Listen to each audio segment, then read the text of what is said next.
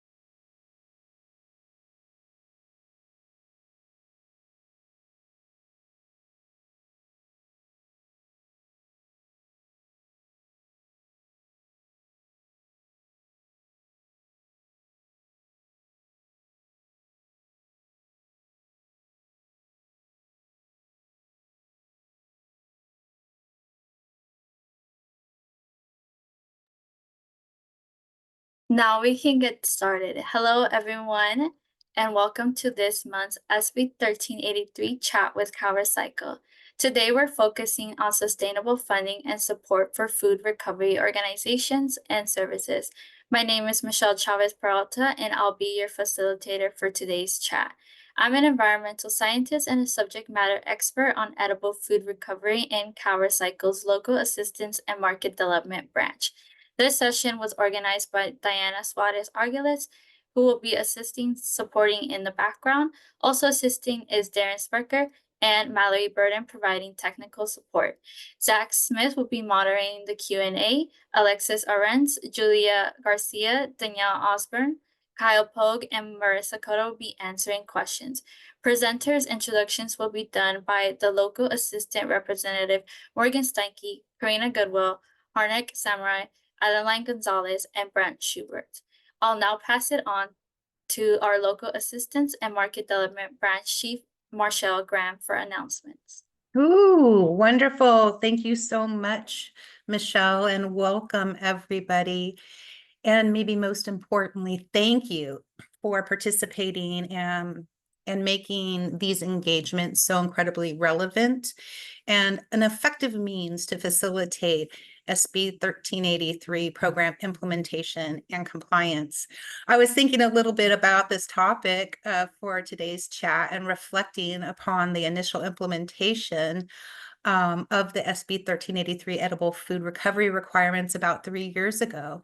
All of us coming together, tackling something so novel in our field and one so directly impactful to our communities. And here we are a few years later, coming together, sharing successes and strategies to provide sustainable funding to support edible food recovery. We've certainly come a long way in that process, in reducing edible food and getting it to those that are in need. And that's something I hope that we can all be really proud of. Before we begin with our planned programming, I wanted to share that in addition to coordinating today's comprehensive lineup of informative presenters, we are also working on related items to share with you in the future. For example, we have been coordinating with an organization called Brightly. They offer carbon credits generated in partnership with food recovery organizations to provide sustained funding for their work while helping companies reach their climate targets. Carbon revenues excuse me, carbon revenue provides a new source of critical funding to help nonprofits rescue more food, feed more people, and keep methane out of the atmosphere. We're hoping that in the new year, we can have Brightly present at a future chat with CalRecycle and share how this program is working with food recovery organizations in California. I'll drop their website link into the chat. But with that, I would like to invite Marissa Coda, branch chief with our financial resource management branch, to share important grant information with all of us. Thank you, Marshall. Oh, for sure. All right, actually, let's go to the next slide. So the 2021 California State Budget Act first authorized CalRecycle to award grants to local jurisdictions to assist in implementation of programs to meet the statutory requirements of SB 1383. Eligible projects include a wide variety of activities to assist with this implementation. Next slide. The current grant cycle is from the 2022 budget, and CalRecycle awarded approximately $109.5 million to 887 grantees. Of that total awarded, approximately 91 million still needs to be reconciled by the grant term end date. The original grant term end date was April 1st, 2026. Many grantees have expressed a need for additional time to complete their grant projects. Next slide. As a result of evaluating those requests, CalRecycle has approved a 7-month extension. The new grant term end date is now November 2nd, 2026.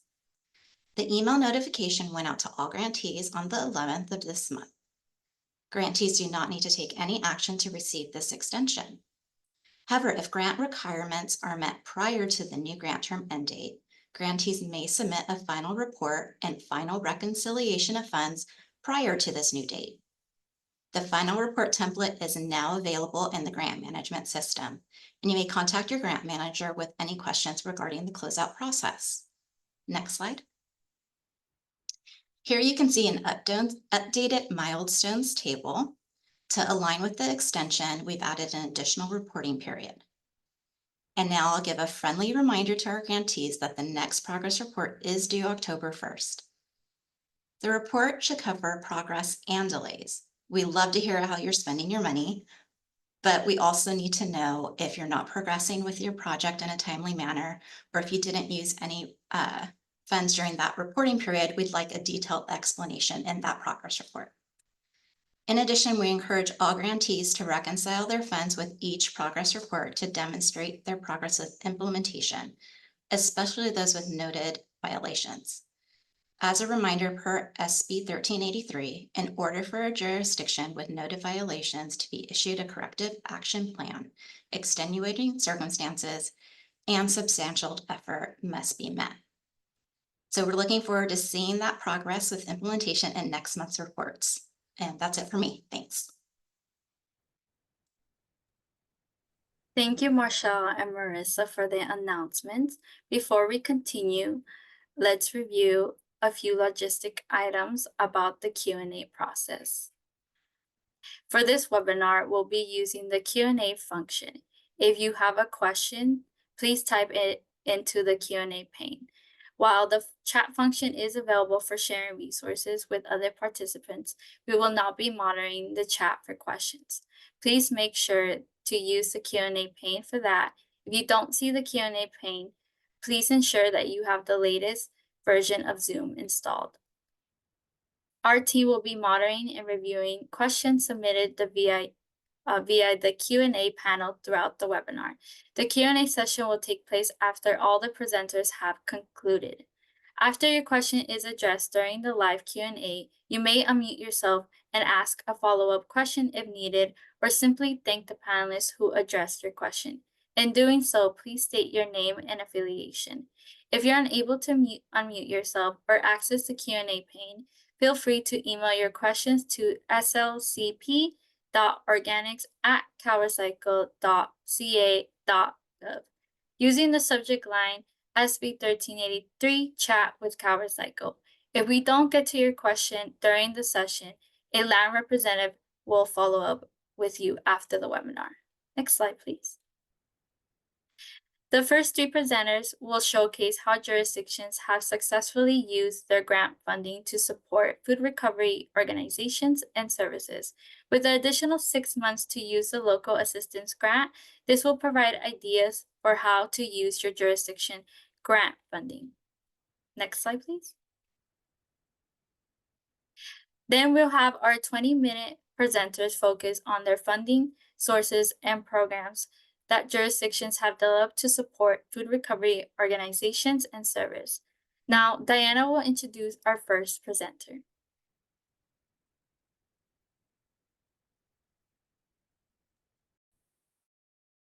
Thank you, Michelle. My name is Diana Suarez Arguelles, and I am a senior environmental scientist supervisor and a local assistance representative for the city of Ridgecrest.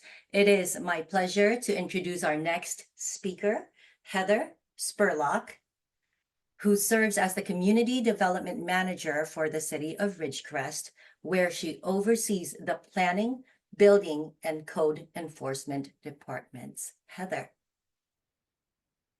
Good afternoon, everyone. Thank you to CalRecycle for hosting us and letting us share our programs. So I am going to talk about how the city of Ridgecrest used our grant funding to fund this food recovery vehicle for the Salvation Army. So in the slide, that's actually the Salvation Army's food truck. So we're excited to share that. Next slide. So Ridgecrest is a rural jurisdiction in eastern Kern County. The Salvation Army functions as a food recovery organization within our community, and they had a need for equipment upgrades, namely a refrigerated vehicle. We knew we wanted to assist them, but we also didn't have staffing availability to operate food recovery out within our own jurisdiction, within our community.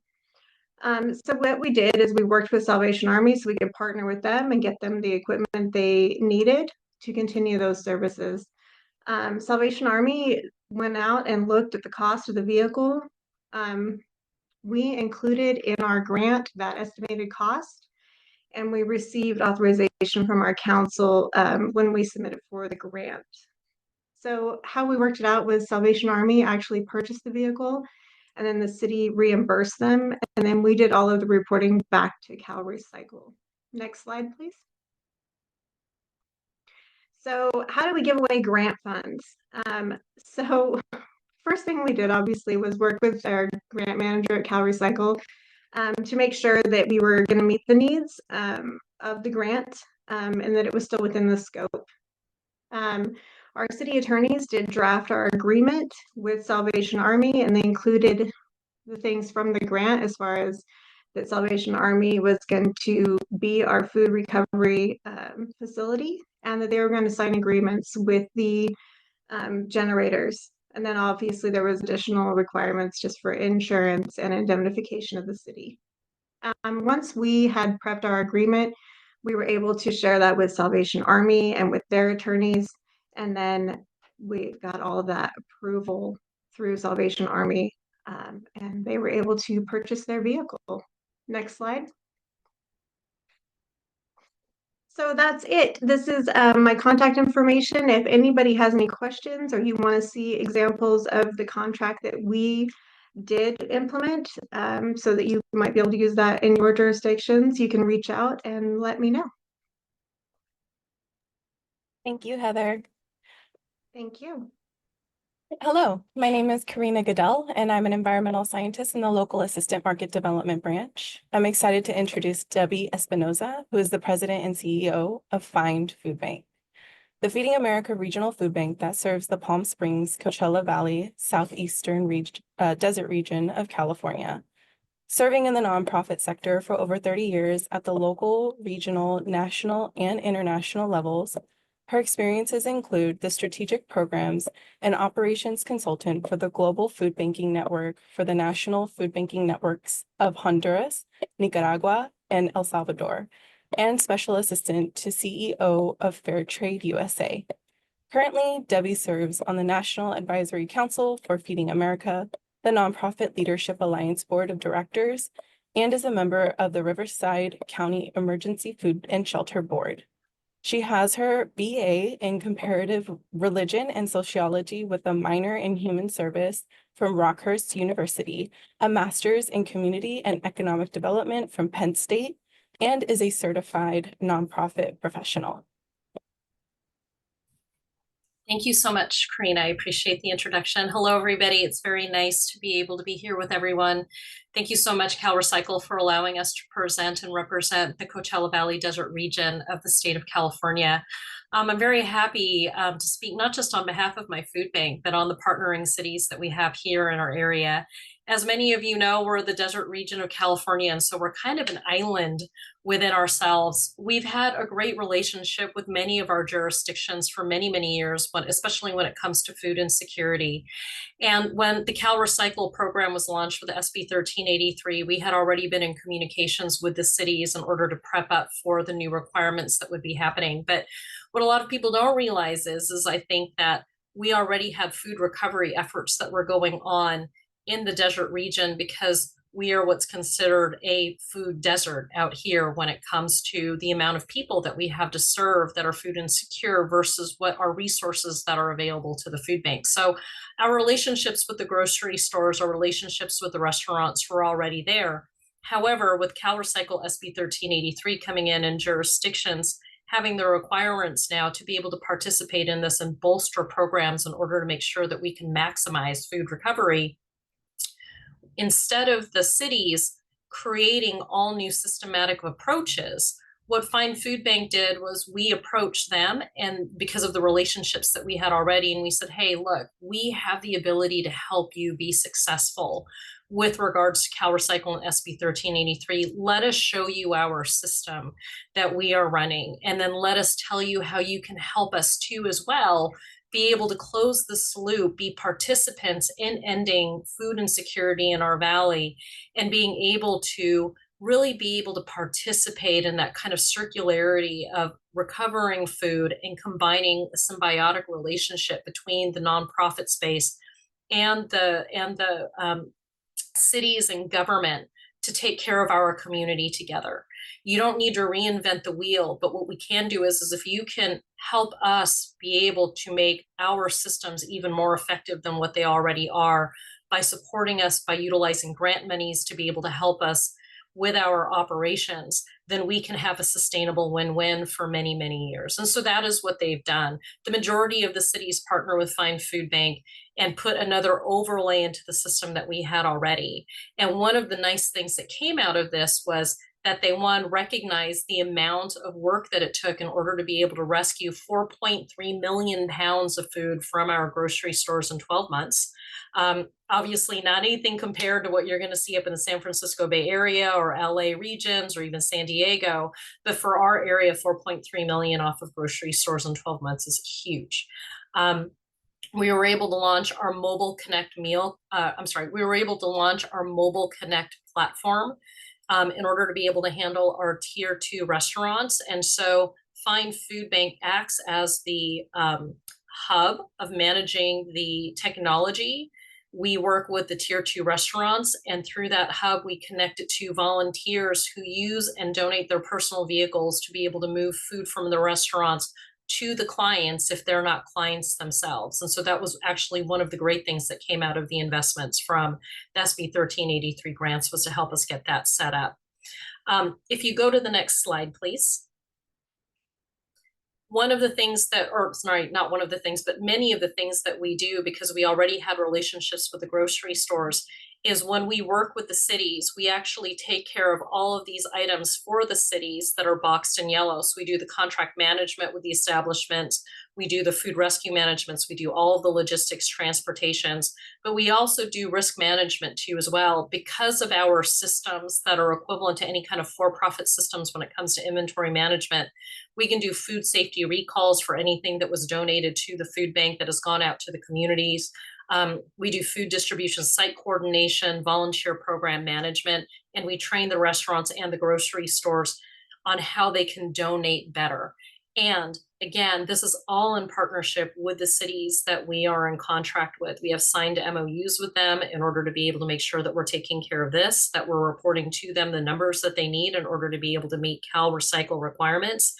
And all of it together creates, again, this really great platforming of a symbiotic relationship where the cities feel very good and the restaurants and the tier one grocery stores feel very good that we're working together symbiotically with one another in order to make sure that we can end hunger for our region.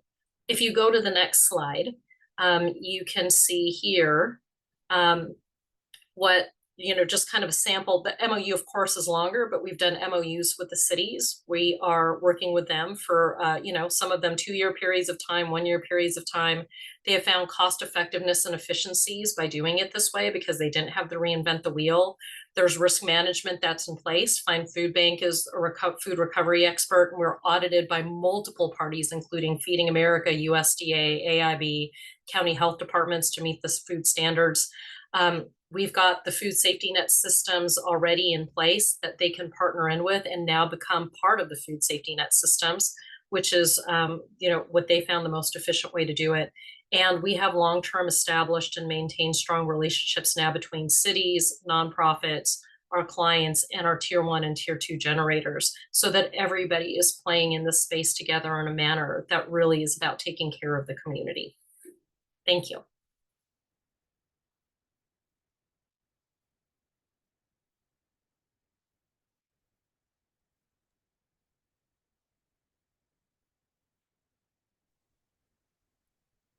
Thank you, Debbie Espinoza, for that amazing presentation. My name is Harnik Samra, and I am the local assistant representative for the Santa Barbara County. It's my pleasure to introduce our next speaker, Michael Rosner, who is the new program specialist within the Santa Barbara County's Resource Recovery and Waste Management Division, and a recent graduate at UCSB's Bren School of Environmental Science and Management. As part of his role, he oversees the Edible Food Recovery Program for the county and is excited about the impact of SB 1383 and its associated grants on reducing hunger and food waste in his community. Michael, the floor is yours. Thank you, Harnack. Hi, everyone. I'm here today to chat with you all on some of the ways that we here at the county and organizations with our county have utilized grant funds to reduce hunger and food waste countywide while also complying with CalRecycle requirements in SB 1383. Next slide, please.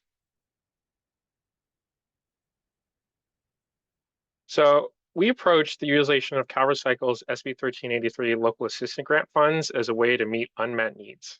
This largely encompassed the needs of various food recovery organizations within our community.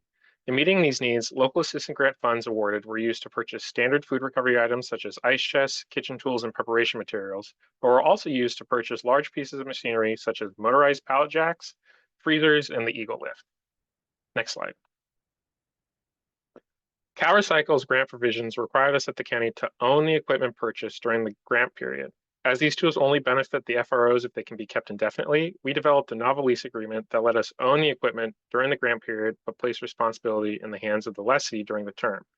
As highlighted here, this key clause in our lease agreement was designed in coordination with our risk management team and county council to work around that issue of long-term ownership while also meeting legal requirements. While we own the items during the grant period, upon its end, the equipment is turned over to the food recovery organizations for full responsibility and ownership. This workaround has been a great success as we work with our community partners. Next slide. The Food Bank of Santa Barbara County also provides another great example of a novel use for CalRecycle grant funding, having secured a 7-cycle organics recycling grant. In looking to closing the circle in sustainability, the Food Bank sought ways to reduce their organic waste being landfilled. In exploring these options, the Food Bank found composting to be a perfect match to the size and scope of their goals. Next slide. In communicating with the composting machine retailer, Totemic, the Food Bank learned that CalRecycle grant funding could be used for an in-vessel anaerobic digester, as pictured there. The size of its input capacity and yield was a great match for the needs of the Food Bank. This digester allows them to utilize rescued foods that aren't suitable for human consumption. While unusable produce only accounts for about 2% of their total volume of food, the scale of their operation makes this diversion effort incredibly impactful. Additionally, the compost produced creates regional circularity, priming the food bank to utilize the compost as a powerful educational tool and strengthen relationships with community partners who stand to benefits from its usage and quality. Next slide. The food bank received two $500,000 grants from CalRecycle's Organics Grant Program to purchase and install two in-vessel anaerobic digesters. One is currently under construction in North County, Santa Barbara, and one has recently begun operation in South County, Santa Barbara. Approvals for these grants is a lengthy process, but it is one that is well worth the effort. Funding for the digesters from these grants goes towards reimbursement for the food bank for all associated costs of purchase and installation. Next slide. I wanted to say thank you for listening to our presentation on the usage of grant fundings for edible food recovery in Santa Barbara County. Once again, my name is Michael Reusner, and I appreciate the opportunity to speak to you all today. If you have any questions on how local assistance grant funds were used in our county, please feel free to reach out to me at the email listed above. If you have other questions on the food bank's digester, composter, please reach out to Jesus Lopez, Director of Operations at the Food Bank of Santa Barbara County, and his email is also listed here. Thank you.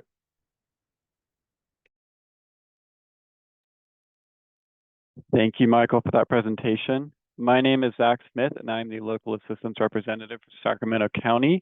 We hope the previous presentations, which showcased how various jurisdictions have successfully used their grant funding to support food recovery organizations and services, will inspire new ideas for how to use your jurisdiction's grant funding, especially with the additional 6 months now available to utilize the local assistance grant. Next up, we have 3 20-minute presentations that will focus on other funding sources and programs that jurisdictions have developed to support regional food recovery efforts. We'll start with Nick Morey and Lisa Colello, presenting on behalf of Sacramento County and Abound Food Care, respectively. Nick Morey is a special projects planner for Sacramento County Public Health, and Lisa Colello is a countywide edible food recovery program manager at Abound Food Care. Nick, take it away, please. Thanks, Zach. All right, so we're going to talk a little bit about edible food recovery in Sacramento County, and I'm presenting on behalf of our Capital Food Access Alliance, which I'm going to tell you a little bit more about in just a moment. Next slide, please.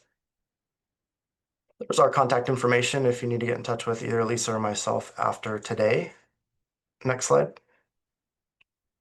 So I'm going to start us off by giving a very brief history of how our group came together, and then I'll talk a little bit about our structure and our funding, and then how we at least hope to sustain the work that we're doing. And then what I'll do is turn it over to Lisa to talk a little bit about our capacity grant programs and some of our early results. Next slide, please. So as I mentioned, I'm here on behalf of our Capital Food Access Alliance, which is our public-facing name for our edible food recovery working group here in Sacramento County. And it includes 7 jurisdictions, including the County of Sacramento and the cities of Galt, Folsom, Rancho Cordova, the city of Sacramento, Citrus Heights, and Elk Grove. And just for a little bit of context, the County of Sacramento has about 1.6 million residents, and these 7 jurisdictions account for all but about 781 residents. We do have a very small city of Ileton down in the Sacramento River Delta, and that's the only portion of the population that's not formally included in this group. Next slide, please. So just a quick timeline.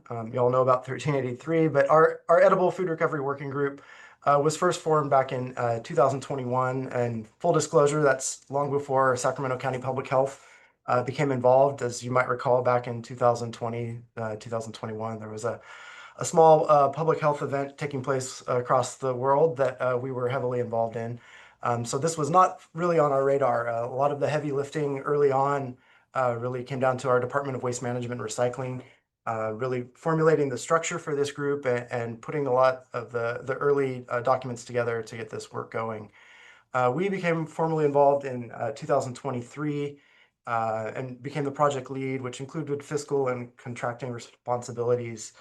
And then later that year, our jurisdictions formalized our partnership, establishing a regional agreement, essentially an MOU, Memorandum of Understanding, outlining the financial commitments, the responsibilities, and the decision-making processes for the group. I know sometimes we joke about government moving very slowly. You can only imagine getting 7 different governmental jurisdictions together to agree on contract language and then actually executing the contract. So not a small lift, but we're very happy that everybody committed to it and allowed us to do all the work moving forward from there. And so it was always part of the plan for us to bring on an edible food recovery consultant to really lead this work on our behalf. And so Sacramento County Public Health, together with participation from many of our participating jurisdictions, led a competitive RFP process, selected Abound Food Care to be our consultant, and they began work in January of 2024. One of their first big tasks was to conduct a branding exercise for us. As I mentioned, we're known internally as an edible food recovery working group. We wanted something a little more catchy, a little more flashy. And that's how the Capital Food Access Alliance was developed, including logo, website, and all of the bells and whistles there. And later that year, we launched our first capacity grant program, a microgrant application. And then earlier in 2025, we launched a couple of larger grant programs, an equipment grant program, an expansion grant program. And Lisa will talk to you about those in just a moment. Next slide, please.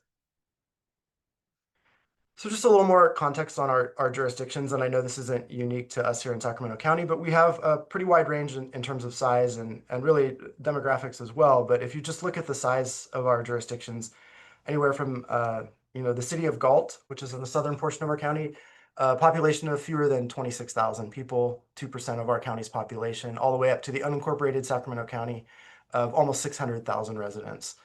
And so one of our challenges coming into this was to try to ensure an equitable return on investment. We knew that we wanted to tackle this issue on a regional basis, but we also wanted to ensure that everybody who was putting money into the pool was getting something back in return for their residents. So part of that came down to figuring out what our decision-making process was. So you can see on the right side of this table, the number of votes each jurisdiction gets. And the formula we came up with was 1 vote per every 500,000 residents or portion thereof. So as you can see, everybody gets 1 vote. City of Sacramento and unincorporated Sacramento County get 2 votes. Each of our jurisdictions has a designated representative or a voting member, and that's true for all of them. It's just the vote gets counted twice for the city and the county. So that's how our decisions are made here. Next slide, please. So a little bit on our financial structure. So as I mentioned, all of our participating jurisdictions were essentially investing funds into a pot that we are managing as the fiscal agent of this project.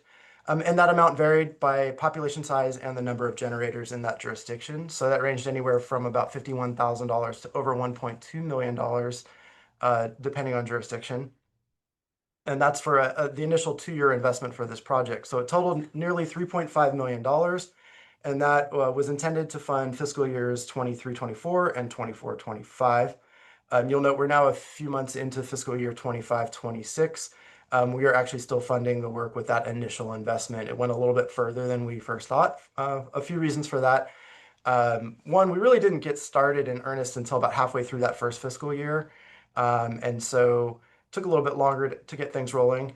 We also, I think, it's safe to say we wanted to start off a little bit conservatively in terms of how we set up our capacity grant programs, make sure we kind of worked through any kinks and got it running smoothly. So we started with a micro grant program. So the dollar amounts for those were significantly smaller than our more recent grant programs. Next slide, please. So full disclosure, we've been managing the funds on this for a couple of years and didn't really ever fully recur to me where folks were getting their funds until the prospect of this webinar came up. And so I did a bit of an informal survey with our participating jurisdictions to find out where they were getting the funds that they were using to fund the project, and mostly commercial hauling franchise fees. A couple folks did indicate some general fund, although they also indicated if you dug deep enough, you'd probably find that the general funds were ultimately coming from those commercial hauling franchise fees. And then a couple of jurisdictions, very small amounts with some OWR grant funds, but only for the consultant portion. My understanding is that they couldn't use those funds for the capacity grants, just the consultant portion there. Next slide, please.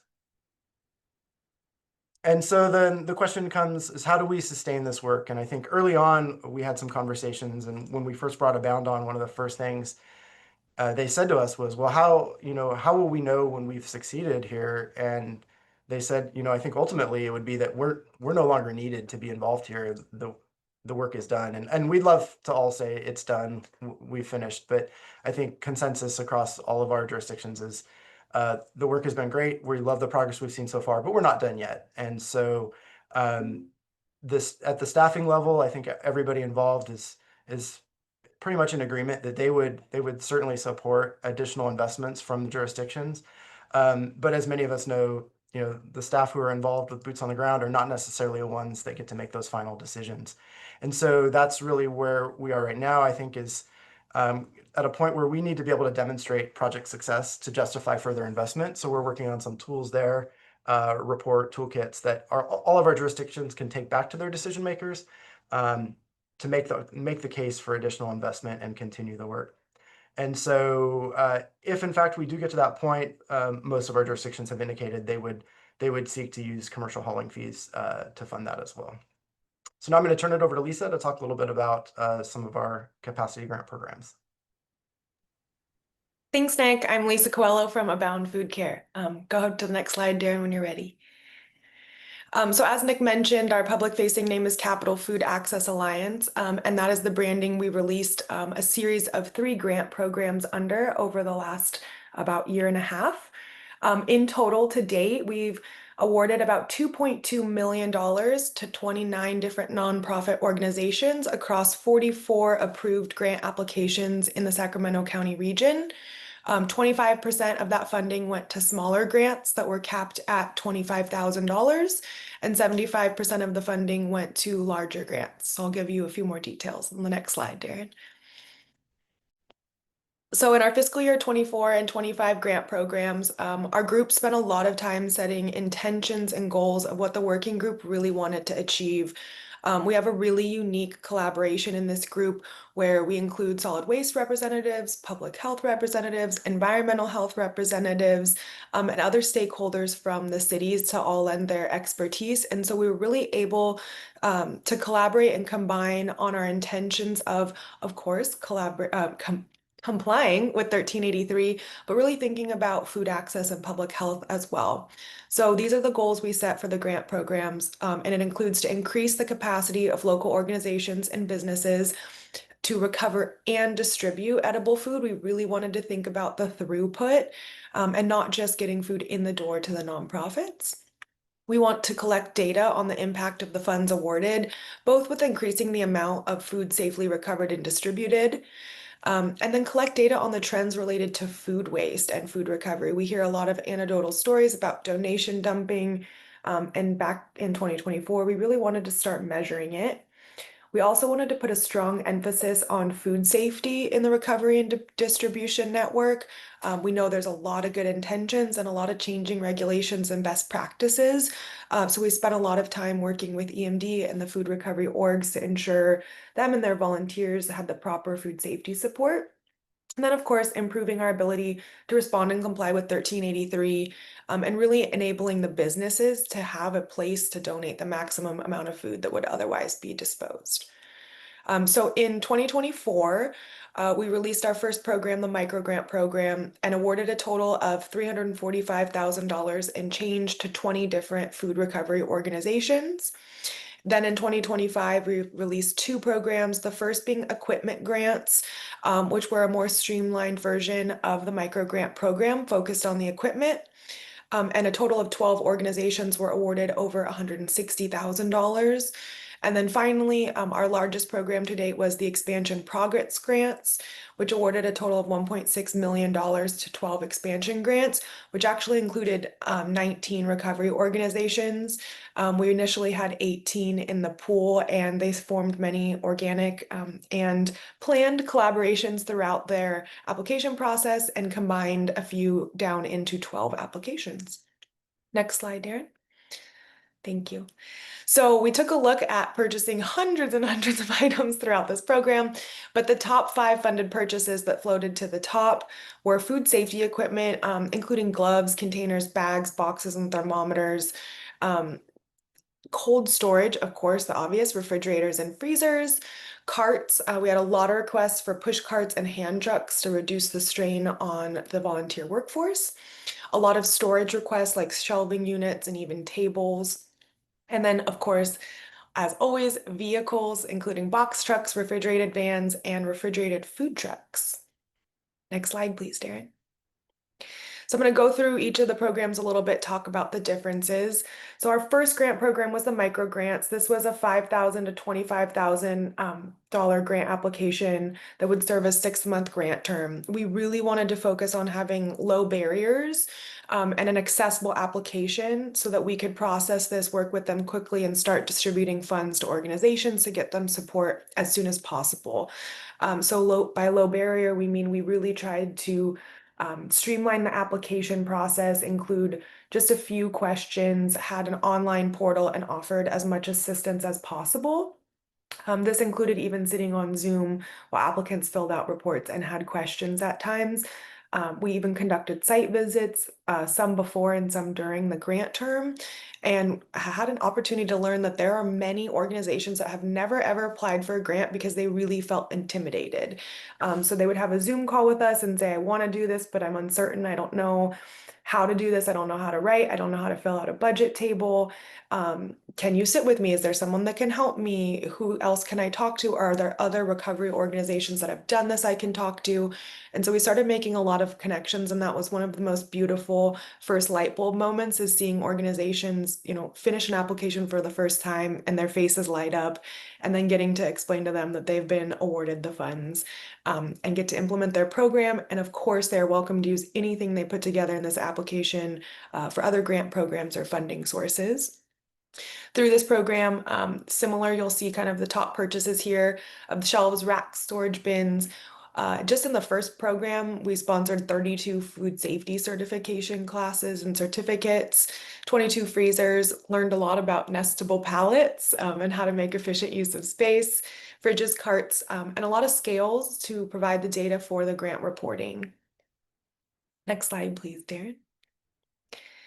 So one of our case studies, one of our first grant recipients was Penelope Larry at the Potter's House Church in Sacramento. This is her, you'll see on the right side of the screen. They are a staple in serving the Del Paso community over the last 20 years. They were able to use their grant funding to improve their operations, and they initially set a goal of feeding an additional 1,000 families a month in their once a week distribution. With their $24,000, they were actually able to increase it to over 5,000 per month. On average, they had a 53% increase in distribution over the 6 months. They did this by using their grant funds to recruit volunteers. They actually included a workforce of 12 to 17 developmentally disabled adults in their workforce for their once a week distribution, and made a lot of partnerships with other community organizations. They purchased a 40-foot trailer to be a storage container, pallet jack, outfitted with scales, ramps, and implemented security measures to protect their purchases. And then equipped all of the volunteers with food handling certifications to make sure that their programs ran smoothly. And they really focused a lot about the dignity in their distributions and meeting the community where they're at.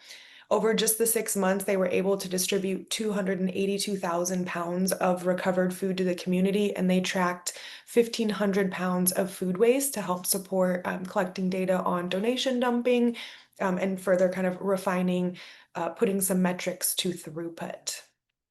Next slide, please, Darren. So next we took our learnings from the micro grant and put out a scaled down equipment grant program. So we learned from those most common, most popular purchases in the micro grant, set those up as the eligible expenses in this $25,000 cap grant. Again, a 6-month term. In this one, we increased the available budget request for staffing for grant administration up to 15%. Because we learned a lot of data tracking and unforeseen circumstances required staff time. We really didn't want the organizations to feel overly burdened by providing us all the data and reporting we wanted, so we wanted to compensate them for that time. We also learned in this program that there's such a wide variety of needs for specs when it comes to cold storage. We couldn't really just say, hey, here's 2 refrigerator freezer options, pick the one that works for you. But what we did do is work with the working group, and they asked Abound to work with some food industry connections and see if we could find opportunities for bulk purchasing or manufacturer discounts. And so we were able to accept one quote per item, use those specs, and see if we could find some competitive pricing for organizations, in which case, most cases, we were able to, and the organizations were able to get higher quality and lower price from a different purchase. And then again, we hosted multiple meetings. We really felt that was one of the values from the microgrant program to carry forward into all of the programs. Next slide, please. And then finally, that ramped us up into our expansion project grants. In this program, we offered a cap of $150,000 per project area and a 9-month grant term. And then put a 10% personnel cap and a 5% indirect cost cap in here. It was really important to us to think about that because there were a few things we felt strongly about steering away from funding construction due to prevailing wage, and then being very careful about funding staff time only that would result in ongoing sustainable operations and not something supplemental that we were concerned would fall through at the end of the grant period. Also, just to put a note out there, the reason for such a fast grant term is the term of the MOU is 12 months. So to set up the grant program, accept applications, award, distribute funds, ultimately end up at a 9-month grant term. So that's also something we're thinking about, but it does fast track grant programs to operate on a fiscal year. So in this one, we put out a request for LOIs. And really wanted to focus on hearing out project concepts that had long-term sustainable concepts. And then all of the LOIs we received were accepted and moved on to a full application round. So for 2 months, we provided grant advisor consulting services at no cost to the organizations. And focus on 4 project areas, including transportation, repurposing kitchens, Tier 2 food recovery, and then an open-ended innovative projects category where we just said, we would like to hear from you if you have an idea that our capacity study didn't reveal that may lead to capacity expansion. We had a ton of meetings with our Sacramento County Environmental Management Division to support understanding and learning about food safety and best practices with repurposing kitchens in Tier 2. They even did site visits to some organizations for us, and really supported in ensuring public health and food safety standards would be followed. We had multiple hours of working group workshops to pour over the applications, score them, ask follow-up questions, and then ultimately vote on the awards for these programs. Next slide, please. So one of the most interesting case studies that's in the process of the expansion grant is our paratransit coordinated and collaborative fleet program. Shout out to Ventura County, who's also on this call, and Food Share, who inspired us with this idea about a fleet sharing program. And so paratransit is going to operated a collaborative application with multiple nonprofit organizations. Ultimately, 8 organizations came together under paratransit. And paratransit will purchase 6 refrigerated vehicles to help reduce the overhead costs and optimize logistics. They'll run routing, assist with making sure maintenance is taken care of. We'll work with the scheduling, collect all the data, and provide the reporting services. And then also make sure that all of the vehicles are refrigerated so that these organizations have access to like prolonged food safety and transport. And what this does is it reduces the upfront capital cost of the vehicle acquisition, but also includes the like collaborative aspects, cost sharing, and then throughout this pilot project, paratransit will break out what the ongoing costs allocations are per like the portion of use from organizations. For the ongoing participation and scaling in this pilot, additional organizations can opt in or out at any time. So if there's an organization that no longer wants to participate in this program, the asset doesn't go idle, we reallocate it into the pool. Next slide, please, Darren. So here's some trends on the left of the completed micro grants, a lot of great successes that we heard about. I won't read them all to you and bore you with hearing my list, but we were really, I think, most excited by not just the obvious answers and the data we wanted to collect, but hearing about enhanced client experiences like safety practices, the community building between the organizations and their clients, and the sense of empowerment that the nonprofits expressed about seeking future funding and feeling comfortable going forward. We also just wanted to note we had a high trend in requests to support food access in areas that weren't directly related to our 1383 recovery capacity building. And we opted not to fund with these grant funds due to that parameter, but really thought it was important to call out how important it is to the nonprofits, especially in the current landscape. They're seeking connections to agriculture, local farming, community farms, gleaning, strong emphasis on workforce development. As always, a need for support in personnel and staff time, and even the purchase of food. You would not believe how many nonprofits are going to grocery outlet to get supplementary items and make sure those boxes are nourishing for their clients. And last slide, please, Darren. So our next steps for the future in this working group, similar to what Nick mentioned, we're looking to identify and pursue additional funding opportunities to support these organizations. I'm taking it a bit further and exploring partnerships that might be able to fund both the 1383 recovery and greater food access initiatives. We really learned a lot from working with the nonprofits so closely, and we want to really spread the message and promote a more holistic view of their needs and what they're really going through to support capacity expansion and garner further support from, augmented services and community services to stories we learned about how important it is to have a little bit of gravel to get your pallet jack up the ramp, things that we had never thought of before. I want to share those messaging and reassess our capacity needs based on these results to share out with our regional programs and keep on enhancing. And that's it. Last slide, Darren, please. Thank you. Wow, awesome work. Thank you so much, Nick and Lisa, for such an insightful presentation. My name is Adilene Gonzalez, and I am an environmental scientist with Local Assistance. Today, I have the privilege of introducing our next speakers from Ventura County, Toby Mitchell and David Goldstein. Toby is the Integrated Waste Management Division Manager for Ventura County Public Works Agency. The division oversees residential and commercial waste services, household hazardous waste and recycling programs, solid waste facility oversight, outreach and school education, and regional initiatives such as the Recycling Market Development Zone and Waste-Free Ventura County. She has 18 years of experience administering solid waste and recycling programs for both cities and counties, and holds degrees in civil engineering and public administration. David Goldstein administers the Ventura County Recycling Market Development Zone, which has provided over $35 million in low interest loans and other incentives to companies making products from discarded materials.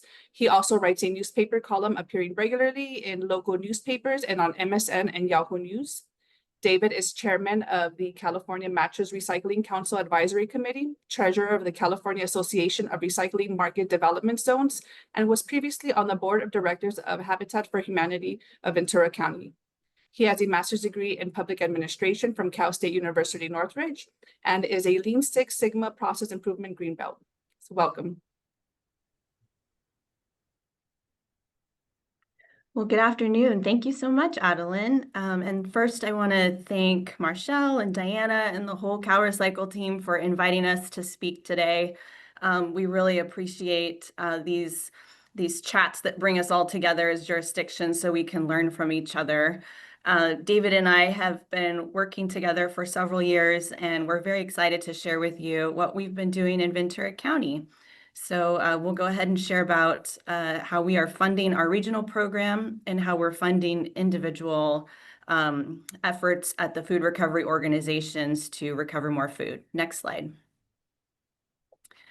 In case, for those of you who don't know about Ventura County, where we're located, we're a coastal county. We are right between Santa Barbara County and Los Angeles County. We're the southernmost county in the Central Coast. In our county boundary, we have 10 cities in our unincorporated area. We have about 835,000 people that live here. It's a beautiful county, so please come out and visit us. We have a lot of beautiful beaches. Next slide.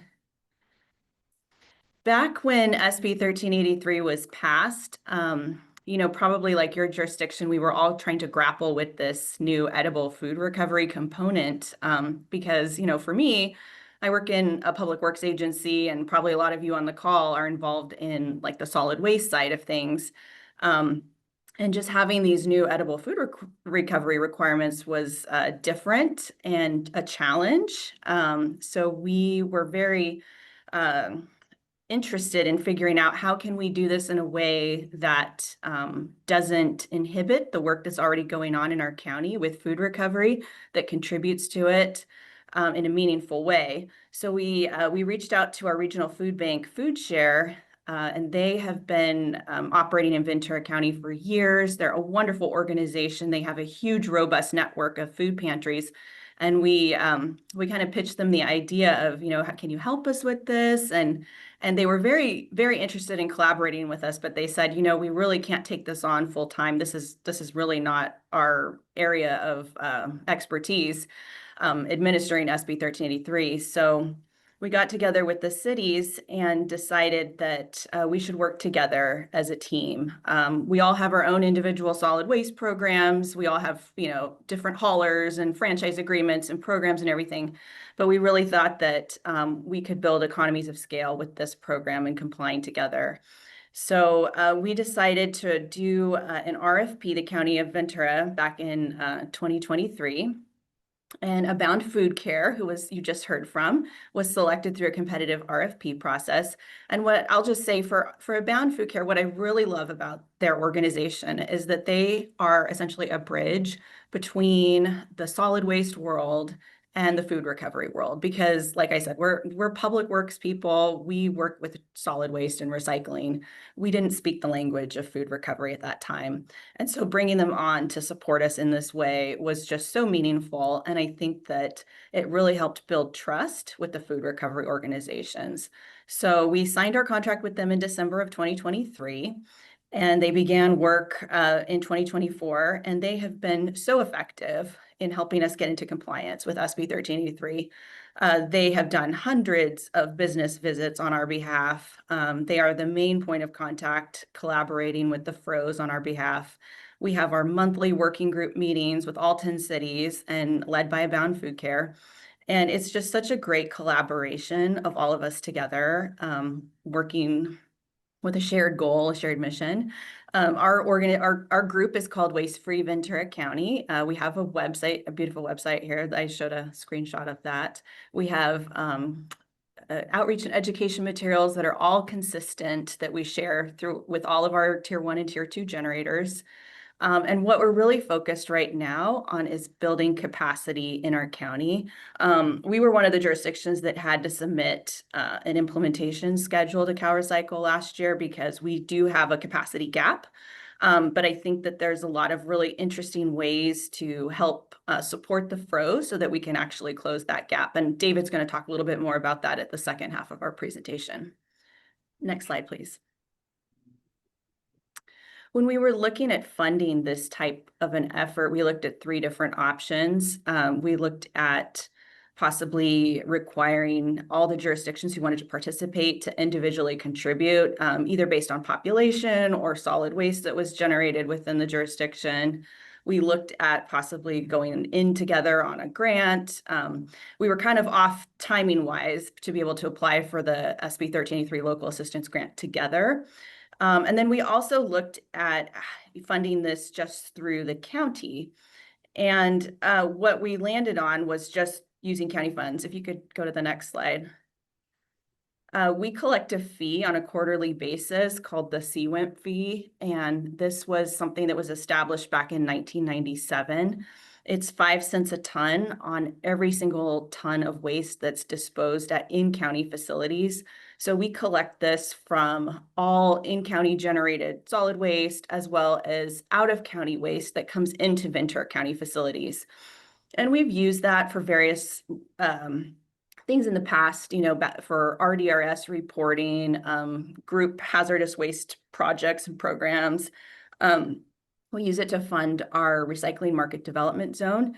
But, and I guess this is a good problem, we actually had a significant amount of money that was, kind of there in our account that we could spend on a regional effort. And so it just made a lot of sense to be able to launch this program using that funding because it made it much more palatable to all the cities who wanted to participate, that they could participate without having to contribute any additional funding at this time.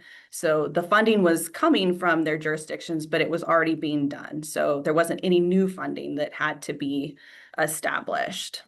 If you could go to the next slide, please.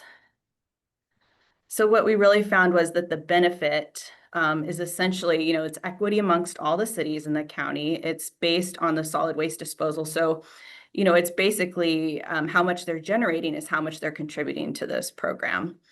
And it was definitely a smooth buy-in from all the jurisdictions. I'm so grateful to all 10 cities. We have MOUs with all 10 of them. And the process to onboard everybody was extremely smooth. And what's really nice is that because we run this program through the county on behalf of us in the 10 cities, it just makes it a streamlined administrative process. So we have our contract with the Bound.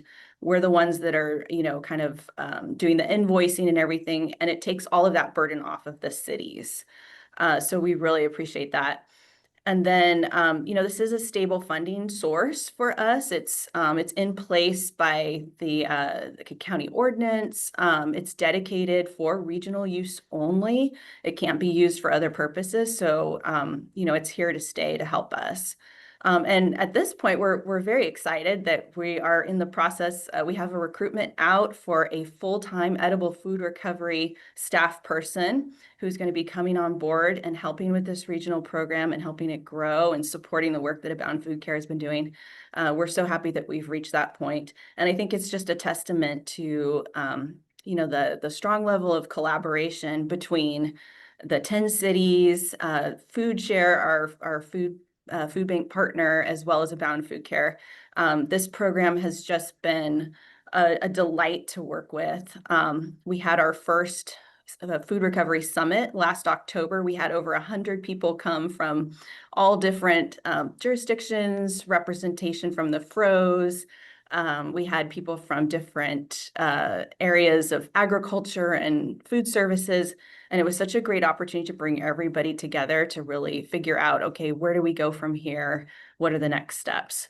So now that I've kind of talked about how we funded our regional efforts, I want to bring David in to talk to you about how we are using the recycling market development zone to fund more individual projects at the FRO. So David, are you here? You ready? I am. And go ahead to the next slide, please. The recycling market development zones are an opportunity for many jurisdictions. You may not be in a zone, you may be next to one, or you may not know that you're in one. In Ventura County, it was the only discretionary program funded by the County Integrated Waste Management Plan fees. But now, of course, there's two. We have the waste-free VC as well. And fortunately, there's some good crossover between the two. Next slide, please. Well, just like funding recycling projects, not every idea that comes to us is good. So there is some screening involved, and there's a lot of opportunities, but there are also some false starts. Let's look at the next slide. The idea of market development and the idea of developing the food recovery organizations has a lot in common. The model of developing food recovery organizations in order to move forward the SB 1383 edible food recovery goals is based on a market development model. You're looking at the pull of demand, creating a way that the food can be reused, not just the push of supply. We don't want to just go to restaurants and get more and end up with donation dumping and end up with a focus other than throughput. So we want to boost the food recovery organizations, and that is the same idea as boosting the end users, which was the goal of the recycling market development zone. If we can just look at this chart, this graph for a second, this is the basic idea of market development. And in this case, it's about solid waste, ag plastic in particular, which we have a lot of in Ventura County, but you'll see how the idea relates to food. When you dump in a landfill, there's a negative on your economy. It's a cost. You turn it into an intermediate product, it's worth more. Turn it into a final product that gets shipped out on pallets, or maybe the pallets are the product. All of that difference in value between the dump and the product is money in your economy. In the case of food, all that difference between methane generating food in your landfill and people being fed is value to your community. So it's the same idea. Let's go to the next slide, please. So there are 39 RMDZs in California.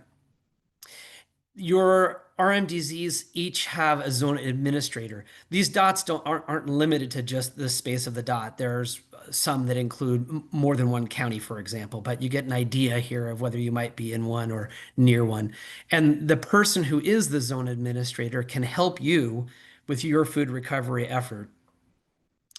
The tools that the zone administrator should be able to bring to you is helping organizations that you want to assist in many ways. The two biggest ways are the low interest loan program and the zone incentive funds. The low interest loan program, typically the rate is about 4%. The loans don't make sense below like $60,000 or maybe $80,000. The biggest loan was $11 million. It was in Ventura County. You have to be able to pay back a loan. And I know we're working mostly with nonprofits, but still, if you can do a pro forma, or if your zone administrator or your small business development center can help a food recovery organization do a pro forma, they can show that the level of donations that come in on a regular basis are enough to repay a loan. And that could be solid enough. Food Share many years ago was approved for an RMDZ loan. It can work. Zone incentive funds are relatively new. I'm going to go over both of those pretty soon. But your zone administrator should have experience with helping businesses on permit assistance, site selection, partnerships, obtaining feedstock, and doing outreach. So that person could be enlisted because development of food recovery organizations is market development. And I'll show you a little bit later how it got absorbed into the RMDZ program. There are also some tools that your zone administrator should be familiar with and that can help in the types of expansions of businesses that we're talking about in this call. The Recycle Store, the recycled content product database, the STAR technical assistance, that's the statewide technical and analytical resources group at CalRecycle. Some zone administrators have experience working with them. There's a CEQA toolkit that used to include things like templates. Now it's mostly just an explanation of how to do CEQA, but that's just another person and another set of resources that between CalRecycle and your zone administrator you might need help with if one of your food recovery organizations, for example, is trying to develop a new facility. The zones also have experience referring businesses, and now they can refer food recovery organizations to the Employment Development Department, the Employment Training Panel, the Small Business Development Center, and the zones are tied into the Economic Development Network statewide. That includes the Governor's Office of Business Development. And so there are a lot of resources available that you can tie into, whether you're in a zone or near one. Next slide, please. So this slide has a lot of detail on it, but I think this is the one, if you screenshot anything, this would be it, because there are many zones where the zone administrator is not as informed as they could be about the rules of the two major funding sources and what it can include. And also it's relatively new, 2023 and 2024, that food recovery was included into the RMDZ program. I mentioned the loans, which are typically about 4%, and specifically they're now included in the loan eligibility guidelines. You see that storing edible food for human consumption. The zone incentive funds are not quite as clearly included, but you can see where it's analysis of feedstock availability and or feasibility of recycling, and that has been interpreted to include food recovery. The way the zone incentive funds work is that a food recovery organization is doing, say, a pilot project to test the feasibility of recycling certain types of material. I'm going to give 3 examples of how we use those zone incentive funds in Ventura County. So let's take a look at those on the next page. Oh, but before you get your zone administrator involved, you might want to make it easy for them. And that's going to, so we might show them that slide, like, look, you can do this. It's part of your program. And now how? So if you have the food recovery organization, if you've already shaped the project to qualify, if you help them with the paperwork, then you can get, that's the easiest way to get your zone administrator involved. Now we'll take a look. Next slide. So here's the first example. There's a food bank in Thousand Oaks that wanted to try doing prepared food. Like most food recovery organizations, they had been doing just shelf-stable food, bagged bread, whole produce, but they wanted to do some additional pickups. And they wanted to be able to provide higher quality food, better tasting food to their clients. So they didn't need a lot. And we were able to, with a small amount of money, provide some basic items, refrigerator, processing area, clean station, stainless steel sink, that enabled them to do it. The lower photo shows one of the big benefits of using the RMDZ to fund food recovery. In that picture is a Thousand Oaks city councilman and a county supervisor. When you do something for a food recovery organization, it's news, and it's really good, big news. So that's a great way to involve people and get people to rally behind the idea of market development, and in this case, market development for the purpose of food recovery. Next slide. Here's another example, and in the top picture is Mike Leorakis from Abound Food Care. Toby mentioned that we have contracted with them, and one of the little appreciated benefits that you might not see ahead of time, but that you'll experience if you work with experts in food recovery, is that even in just investigating the feasibility of a project, when they come out, they might say, oh, this doesn't work, and you shouldn't try this. And there's an easier way to do it. In this case, there was Sataquai Food Hub, which was looking at developing a commercial kitchen. And Mike, who has a lot of experience with the restaurant industry, said that's going to cost you far more than you expected. And it's not the most cost-effective way. You would do way better if you need to use a commercial kitchen to rent space in someone else's kitchen at night. And that was a light bulb. But they did do a different project, which made a lot of sense. You see that refrigerator right there where you have to open it up to look in it. That was being used for a community refrigerator program. People could drop off food that they would have otherwise discarded, and other people could come and take food. But that's a residential refrigerator. That's really inefficient, and it's especially inefficient when people stand there and look at it. So we did a project funding them to purchase the refrigerator below that, which has the glass doors and is much more efficient. I want to mention a program that you'll see a link to later. At first, we looked at the purchase of that commercial refrigerator with the zone incentive funds, but they have to buy it ahead of time and get reimbursed. We looked at using the Energy Conservation Funding Program, a loan program that's utility backed, that's actually a loan loss reserve fund.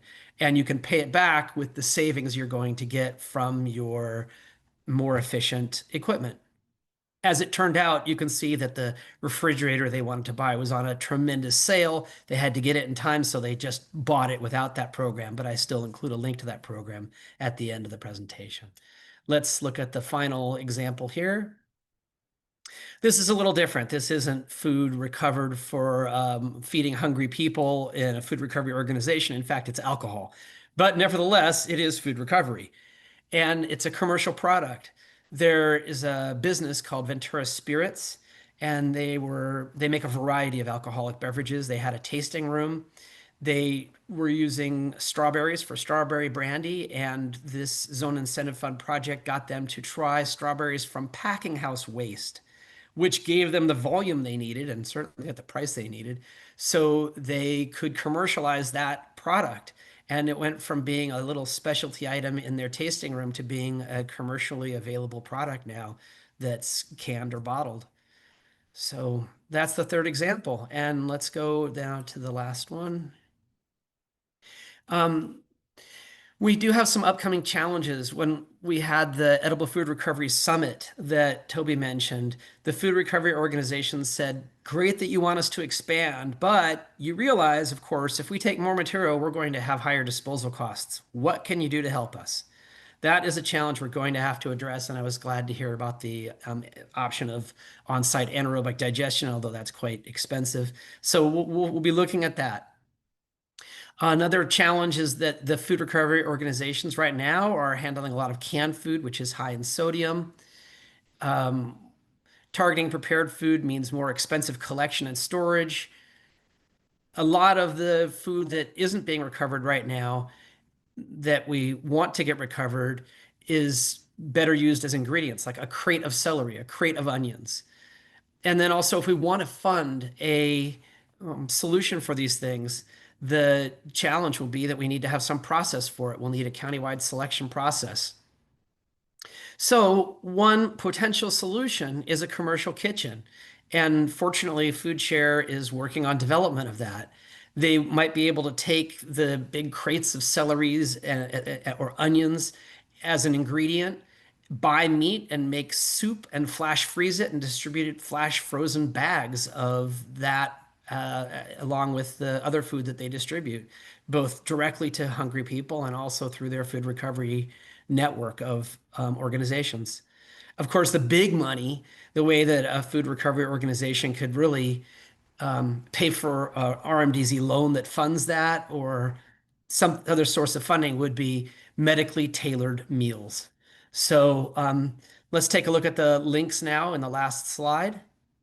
And that includes the loan eligibility guidelines and the energy conservation funding program. So thank you very much. Thank you so much, Toby and David, for that meaningful presentation. My name is Brent Schubert, and I am the local assistance representative for the City of Los Angeles. It is my pleasure to introduce our next speaker, Miss Michelle Mikesell. Michelle is a senior management analyst with the City of Los Angeles Bureau of Sanitation. Currently, Michelle is a program manager overseeing multiple solid resources programs, including the education and outreach program and landfill diversion program for the commercial sector and the city's food rescue program in accordance with California state law, Senate Bill SB 1383. She has managed a pilot program and a grant program to increase food rescue capacity in the city to fill existing systematic gaps. She collaborates closely with other government agencies and nonprofit organizations and participates in food recovery organizations such as Pacific Coast Food Waste Commitment and locally with the LA Food Policy Council. Michelle has previous roles in managing the city's multifamily solid waste program and the Recycling Market Development Zone RMDZ program. Michelle has a master's degree in organizational management and a master's degree in negotiation, conflict resolution, and peace building. Michelle, please take it away. Thank you, Brent. Appreciate that. And thank you for inviting me to share the City of LA's food rescue programs with you this afternoon. As Brent shared, I'm Michelle Mikesell, and I work for LA Sanitation as the Food Rescue Programs Manager. And I'll be sharing LA San's Sustainable Food Rescue Programs this afternoon.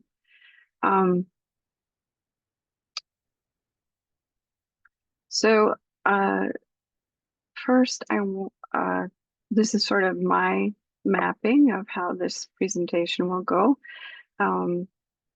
We're going to spend some time talking about our Recycla Commercial Solid Waste Services Sustainable Food Rescue Program. And then I'd like to share a little bit about our food rescue outside of Recycla, and starting with describing our past programs. Thank you. Our Food Rescue Transportation Services pilot program, and then our Food Rescue in Food Insecure Communities or Food Rescue Grants program, a micro grant and macro grant. And then if we have any time, I'll talk a little bit about LA's venture into SB 1383 food recovery. So Recycla. In 2017, Recycla, the city's commercial solid waste services exclusive franchise program, expanded the city's focus on reducing food waste from landfills through reuse by requiring RSPs to develop partnerships with nonprofit food rescue organizations and funding their food rescue efforts. By compelling funding from the RSPs, LA San ensures that there will be a significant amount of money each year spent on increasing the city's material reuse food rescue capacity.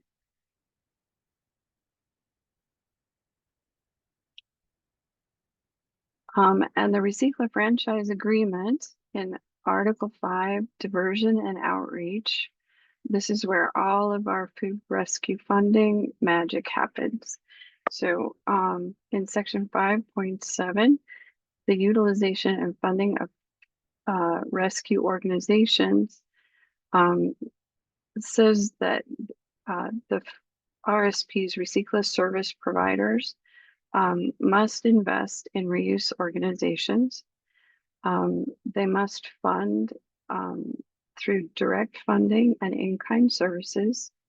It's $1,000 per 100 customer accounts annually per zone, and they can include food rescue as applicable.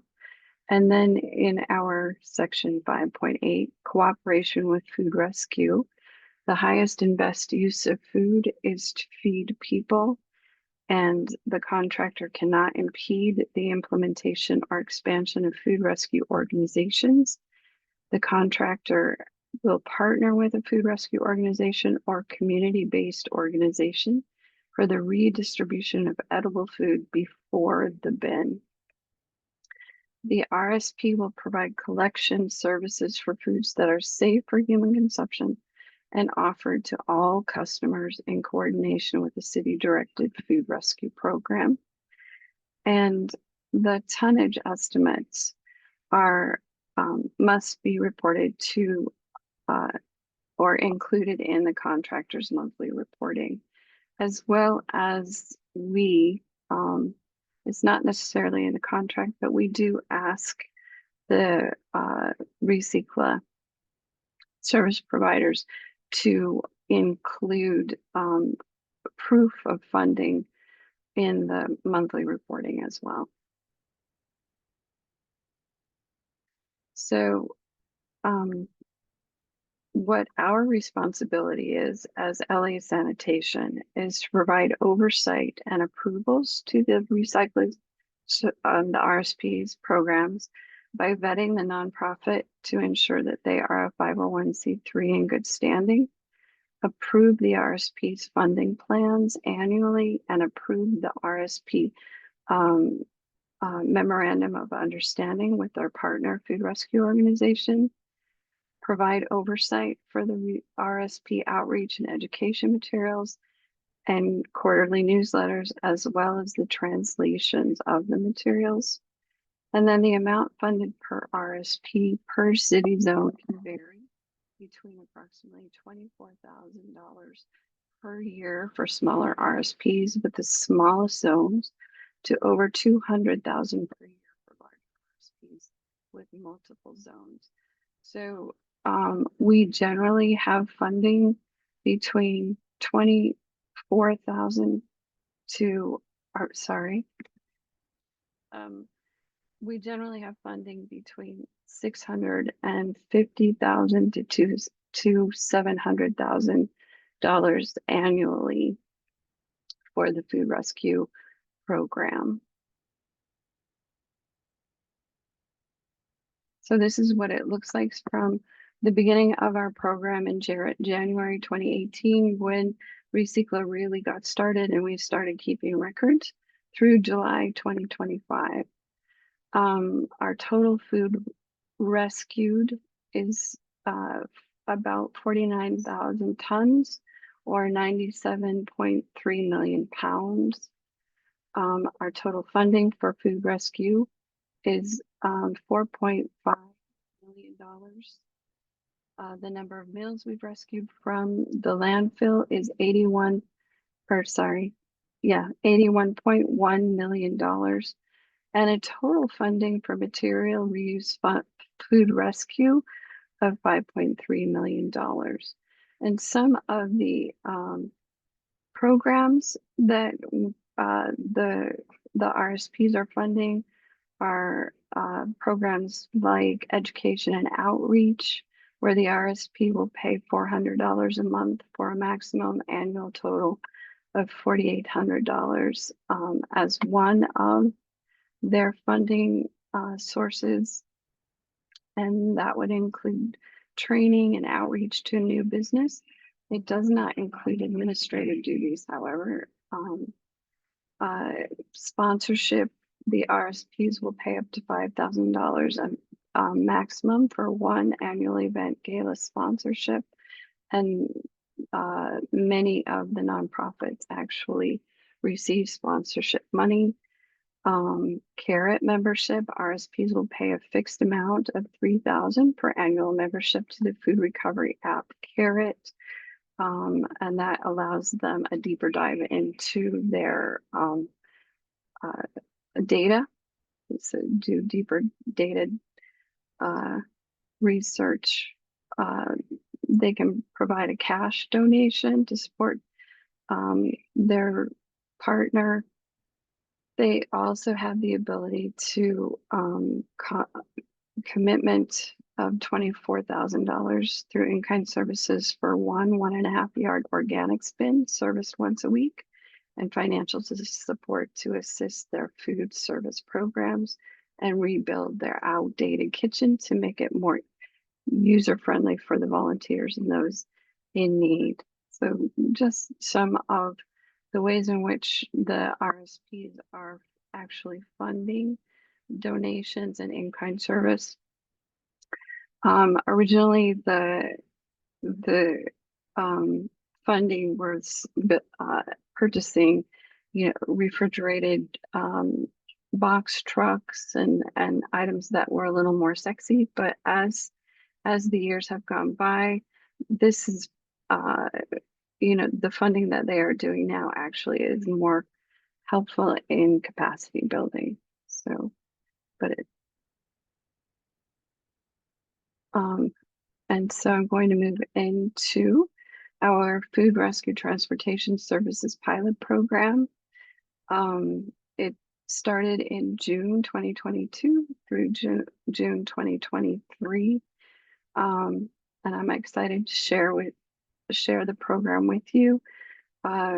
We actually were, oh, and Darren, I just realized that I'm not asking you to turn my slides.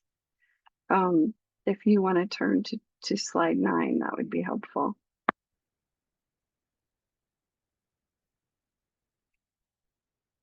Okay, there you go.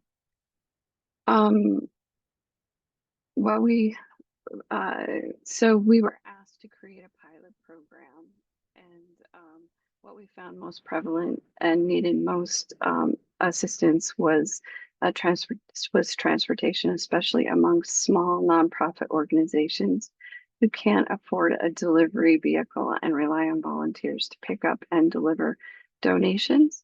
And LASAN contracted with Food Cycle LA to provide a delivery service for small nonprofit organizations and community-based organizations to ensure delivery of surplus edible food to the people they serve.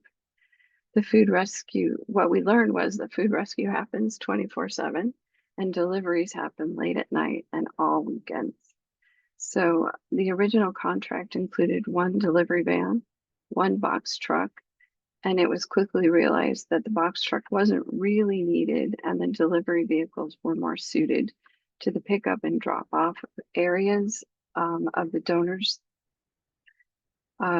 Because of the outreach and education that Food Cycle continued to do, 84 additional nonprofits were onboarded during the pilot program by creating a network of food rescue organizations. More food was delivered to a larger population that needed the food while reducing the food waste. And 624,000 meals were donated to the communities in need. And Food Cycle was able to use the pilot program to apply for more grant funding. And they now have 7 vehicles moving food through a network of nonprofits. So we started with the 2 electric delivery vans, and by leveraging the funding that Food Recycle received, they have been able to actually increase their capacity quite a bit. Okay, next slide, please. In May 2021, the City Council allocated $1 million from American Recovery Act funding to address food insecurity in the city of Los Angeles.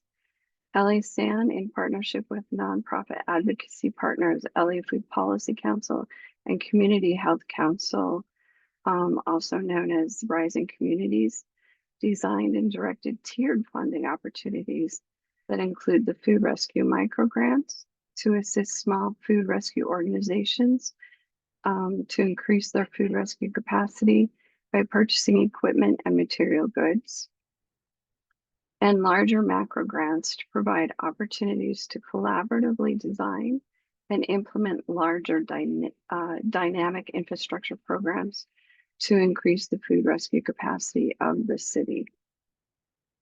Next slide, please. So the micro grants started in July through May, July 2023 through May 2024. The funding was between $15,000 and $25,000 for the food rescue organization's material needs, like delivery equipment, refrigerator, freezers, shelving. We actually awarded 13 food rescue organizations a total of $305,000 for that year. The awardees have purchased equipment like refrigerators, freezers, scales, pallet jacks, storage, staff food safety training, staff certifications to operate forklifts, hiring food recovery staff. And something we learned is that many of the food rescue organizations did not anticipate what may be needed before they could use the equipment purchased, and found it necessary to change their planning. And what is needed is targeted administrative support to help these organizations navigate the complexities of expansion, enabling them to efficiently scale their operations and extend their reach within the community. Also, several of them organically found that by partnering with other nonprofit organizations within their same area and sharing their equipment and larger food deliveries, they were able to serve many more people in their neighborhoods. So really great outcomes from the micro grants. And next slide, please. And the macro grants started in October of 23 and went through December 2024. The awards were, the funding was between $50,000 and $100,000 each. And we were able to award 3 collaborative grants totaling $312,000 to Feast, Hollywood Food Coalition, and Food Cycle LA. The larger macro grants were to provide opportunities to collaboratively design and implement larger dynamic infrastructure programs. And our first organization was Feast. They partnered with Espinosa Community Housing Corporation and United University Church. And they were able to enhance the value of food recovery distribution by pairing healthy food with community support via sharing circles and wellness nutrition education at churches, food pantries, and community partner sites. And project beneficiaries are families in South LA living at below poverty line, experiencing high rates of obesity, diabetes, hypertension, cholesterol, and depression compared with food secure households. And then the next one was Hollywood Food Coalition. They partnered with Polo's Pantry, Asian Pacific Islander Forward Movement. Thank you, Darren. And Sunrise Organic Farm. Their goal was to create a brick and mortar food rescue and distribution hub to house a food rescue organization, a food rescue service, and a food generator under one roof. HOFOCO, or Hollywood Food Coalition, was able to purchase and build a walk-in modular refrigerator the grant actually funded and will be used by all three organizations. Other equipment will be shared as well as the shared expenses to run the hub. And HOFOCO was able to leverage the funding to access other funding opportunities and resources in order to carry on the excellent work they are doing through their food rescue hub. Hollywood Food Coalition was able to donate 1.7 million meals through their warehouse space in Hollywood while they were working to find the new hub home. And last but not least, Food Cycle LA partnered with Mount Salem Baptist Church in South LA and established the South LA Food Recovery Alliance that includes 15 unique partners to address the need in Council District 9. Food Cycle purchased and created a community food hub out of a solar powered refrigerated shipping container and staged it at Mount Salem Baptist Church for storage and refrigeration. Electric vehicle vans are also parked at the church when not in use. The hub allows the sharing of equipment and the ability to break down and divide large loads of food for redistribution. And they've also expanded the number of donors in their network by adding 92 new donors over the course of the grant. Food Cycle hosts regular community meetings with South LA Food Recovery Alliance to better understand gaps and to gather feedback. They were able to donate 1.5 million meals to the South LA community through their unique networking hub.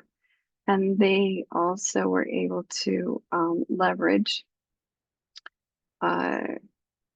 the funding that they received and receive future grant funding so that South LA Food Recovery Alliance can continue beyond the city's funding.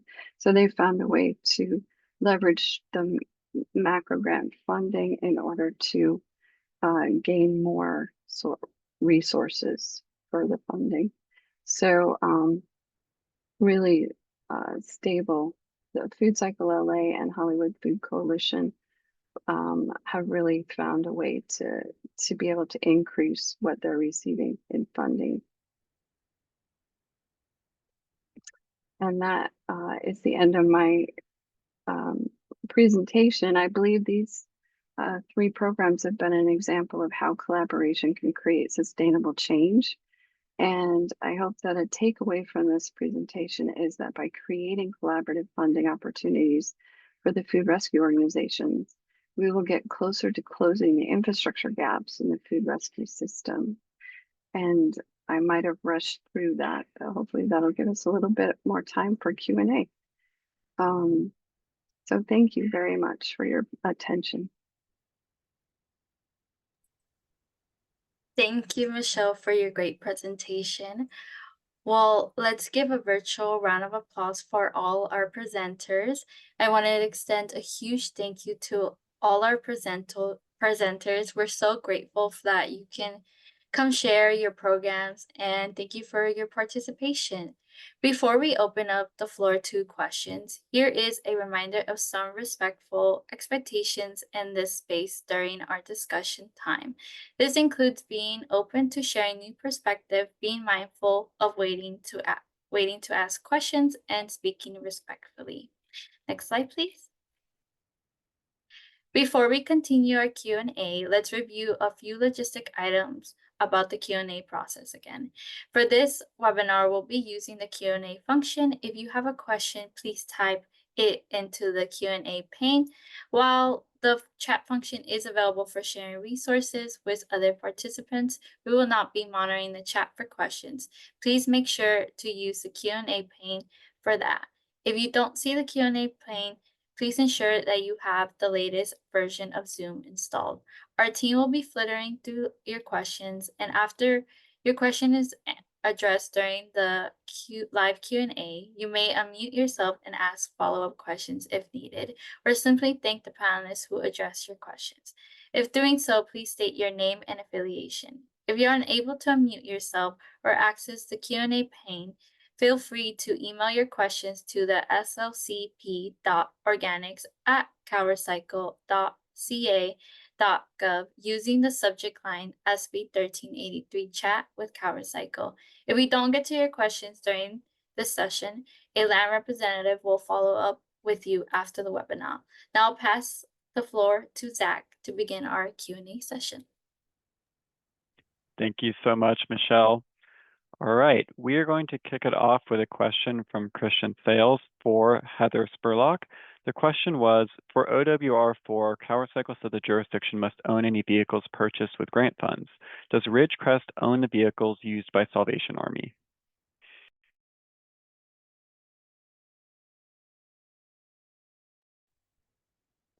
And Heather, you're welcome to jump in here and just kind of iterate on the response you provided in writing.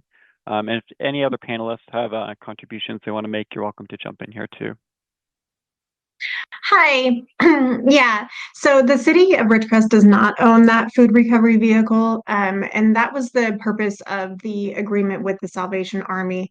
So, and that was some of the things that we hit on with our representative at CalRecycle for our grant, was to make sure that we hit all of the items that they wanted to see in order to have that agreement in place that we could work with Salvation Army so they could get the vehicle.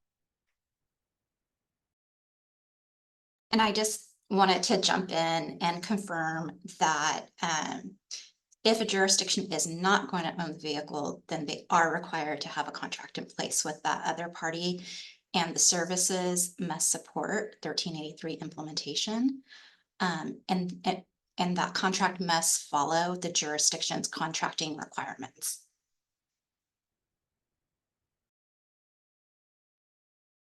Thank you, Marissa. Our next question was from Jack Steinman, and the question was, could you explain how the app your team established works? I believe this question was for Debbie Espinosa. Do volunteers pick up the food from restaurants and deliver that food directly to end recipients? Does this recovered food from restaurants go to a nonprofit before it goes to residents? Hi, this is Lorena Marutin on behalf of Debbie Espinosa. We train the restaurants on how to display their food items on the mobile platform. And we also let them know the food safety requirements needed to offer the food in live time. The app sends an offering to volunteers and clients, similar to that of Uber platform. So the food goes directly to either the volunteer, who will then transport to the client, or to the client who is picking up directly for themselves. Thank you, Lorena. All right, our next question was from Bianca Lopez. What grants are currently available right now? If none at this time, will there be some coming soon? And I believe this question was directed at Sacramento County, talking about the grants program that was being administered by the Edible Food Recovery Working Group.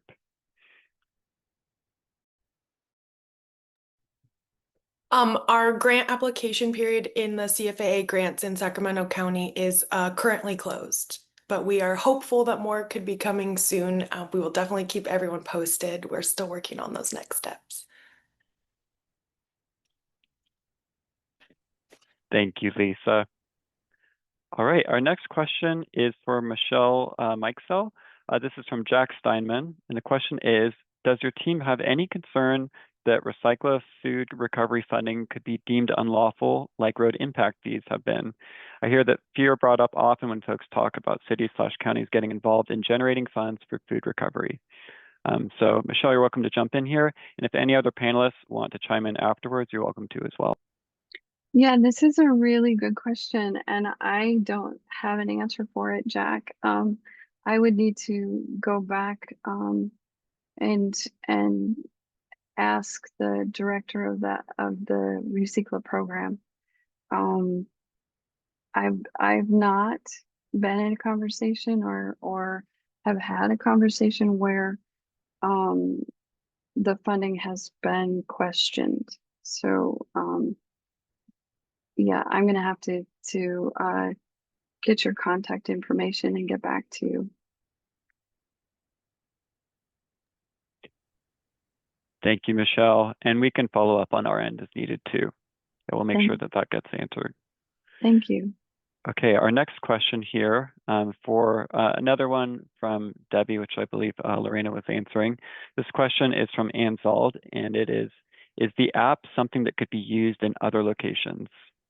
The app is specific to Feeding America network of regional food banks. You can reach out to your Feeding America regional food bank in your area to see if they're able to connect with your jurisdiction and your partner agency in that capacity.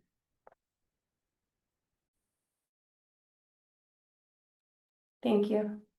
Thanks, Lorena. Our next question was for our Sacramento County panelists from Bianca Lopez. And Bianca was asking, can you guys share a copy of the granted projects that were allocated in Sacramento County?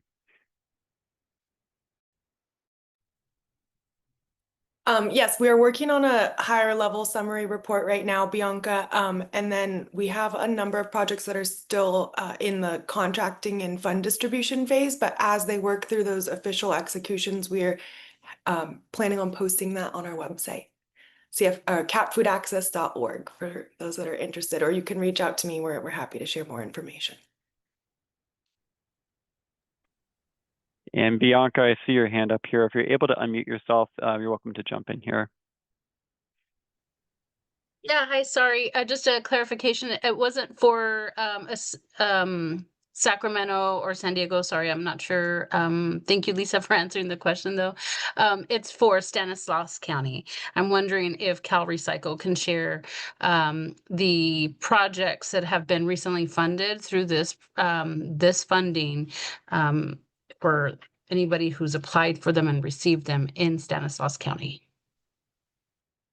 Thank you, Bianca, for that clarification. We were just making an assumption based on the fact that we had Sacramento County as presenter, but we'll get back to you with that information. Okay. Our next question is going to be coming from, this is another one, Bianca, that you submitted. And the question was, are Tier 1 or Tier 2 entities obligated in any way to fund some of the food recovery projects that they need to contract with? For example, today we got a pallet of spoiled sweet potatoes, and it was on us to dispose of the food appropriately. So this is a question that I thought might be appropriate for all of our panelists to chime in on, since issues with donation dumping are something that I think is universal across the state. So if you are a panelist and you think you have something to share on this, feel free to turn on your video and unmute yourself.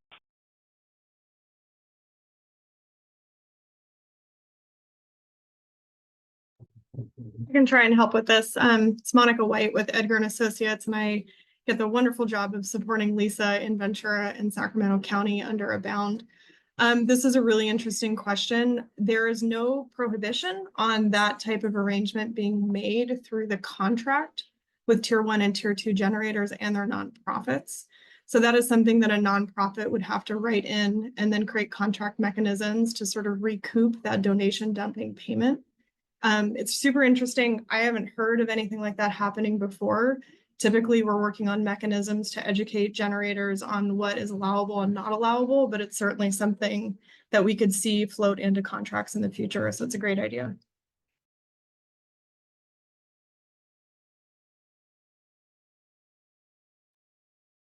And I'll jump in as well. Just on that note about including something in the contract, we do have some language that addresses donation dumping in our model edible food recovery agreement.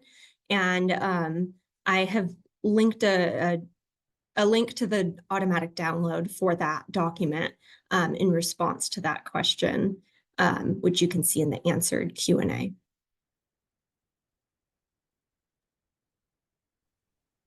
Thank you, Danielle. All right, our next question is for all of our panelists, and it comes from Susan Blockman. With paratransit, like in the case of Sacramento, and Food Cycle LA, how do Froze and generators schedule pickups and delivery? And there's a follow-up question there with, are the vehicles maintained, owned, and operated by paratransit? So let's start with that, and panelists, you're welcome to jump in if you'd like to respond to that question from Susan. I'll take some pressure off Lisa and answer on behalf of Sacramento. So in the case of Sacramento, paratransit is responsible for the ownership, maintenance, insurance, and sort of coordination of the vehicles. The nonprofits are using their existing schedules as far as booking the vehicles ahead of time for their routine collection. We're working through the logistics for those like ad hoc pickups. But that's something that we're hoping to solve through really strong technology platforms with paratransit just to track where the vehicles are, how they're being utilized, and what nonprofits need access to them. So it's a pretty interesting model. Lisa, I don't know if you want to add more to that. Yeah, I'll just add that for a large number of the donors, they have a pickup window that they've worked out with the food recovery org, so we can make some adjustments in that. And then paratransit is looking further into the route optimization to recommend any tweaks to that where it might be possible to alter the pickup window.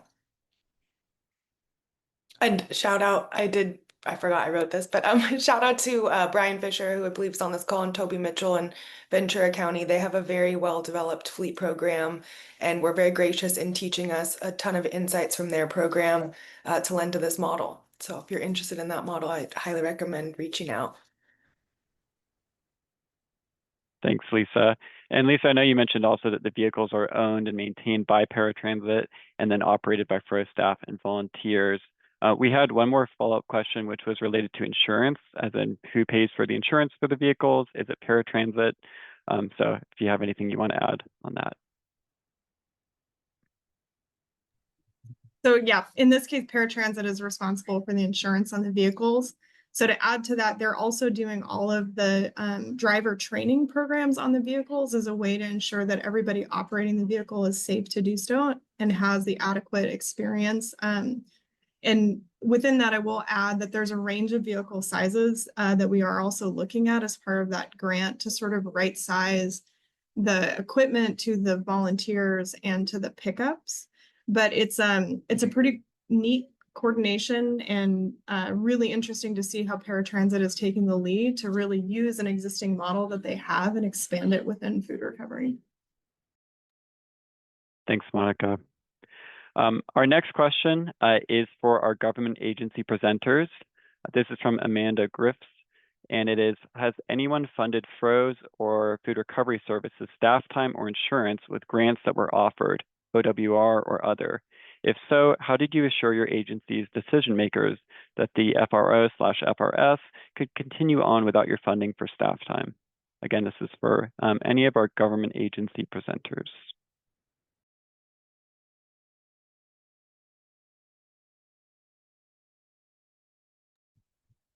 I am not a government agency, but we are working with government agencies, and I would love to provide some insight into this question because it comes up quite a bit. So as Lisa had mentioned, within the grants that we have organized, there are indirect cost and staff time costs included in those grants. And a lot of the prep work we did really evaluated the use of that funding and then the question about sustainability post-grant term. So this is a personal opinion that I like to operate off of, so I'm going to just flag that clearly. In any situation, these nonprofits have to figure out staff time, insurance, and overhead costs. Whether that money is coming from a grant or it's coming from other philanthropic sources or coming from their operating budget, that is something they need. In my mind, if we want these grants to be successful, we have to acknowledge that there are these other ancillary costs that need to be covered in order for these nonprofits to be successful. And until we get to the point of really finding sustainable funding for these nonprofits to meet a regulatory compliance objective, we should continue to consider adding funding for these sources so these grants can help achieve the objectives they're set out for. So as I said, this is very personal. It's personal opinion. Everyone who knows me knows I'm a huge advocate of really trying to solve the sustainable funding model. But I would encourage any of the jurisdictions that are considering grant funding to not ignore these categories for fear that these nonprofits are not going to be able to sustain the work post the grant, because they may not even be able to sustain the grant work without that support over the grant term. Thank you, Monica, for chiming in there. And I know that, you know, it's a balancing act to figure out how we can support these food recovery organizations without them necessarily becoming reliant on the grants. So I appreciate you sharing your personal thoughts on that. Our next question is for our CalRecycle staff. This is from Kelly, and it is there any future CalRecycle funding for edible food recovery or local assistance programs that will become available in future years?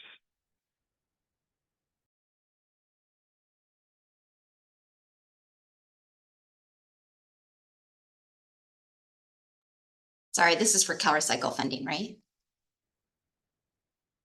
Yes, that's correct. Okay, Thank you, sorry, I Marissa. misheard in the beginning. Unfortunately, we have not received any additional funding. So for that program, we receive an appropriation from the Greenhouse Gas Reduction Fund, and those funding appropriations are determined by the legislator every year. So we never know when we're going to get money. And we're always hopeful and crossing our fingers, but unfortunately, we haven't received any funding in a couple of years. But I encourage everyone to sign up for our listserv messages. When we do get funding, we will definitely let everyone know, and we'll announce it at our public meetings as well. Thank you, Marissa. And our last question is also for CalRecycle from Pete Olson. The question is, I understand that there are currently no open grants to apply for, but if a food recovery organization has interest in applying for one in the future, should we let our local jurisdiction know? I can jump in here. Yeah, Pete, that is a great approach that we definitely recommend. Just having that relationship with your local jurisdiction to let them know how important your work is, how large your need may be, and that you are interested in any future funding that may come available. Thanks, Danielle. And that is going to be our last question for the day. Thank you to all of our panelists for providing their insights. And Michelle, the floor is yours. Thank you, Zach. This concludes today SB 1383 chat with CalRecycle. We are incredibly grateful to all our presenters for sharing their insights and to all our attendees for making time to join us and learn more about SB 1383 implementation. Before we end, I wanted to share that this recording will be posted on our YouTube channel in about a week. Now I'll turn it over for our branch chief, Marshall, for closing remarks. Wow, thank you, Michelle, and what a wonderful chat. Again, tremendous gratitude for all of your participation, whether you helped run the webinar, presenting, or attending today's chat. This particular chat was absolutely brimming with valuable information and resources, and that's all because of you. Again, it is exciting to see the successes in the jurisdictions leveraging available resources and making key connections to implement impactful programs with immediate and vital results in our communities. And seeing clear reductions in edible food waste and getting that food into the homes of those in need. Thank you for sharing your experiences with us so we can continue to learn together and effectively implement SB 1383. And I encourage you, to the degree that you have ideas for future topics, to send those to us so that we can ensure that these engagements continue to be designed the best to meet your needs. Again, thank you and have a wonderful afternoon.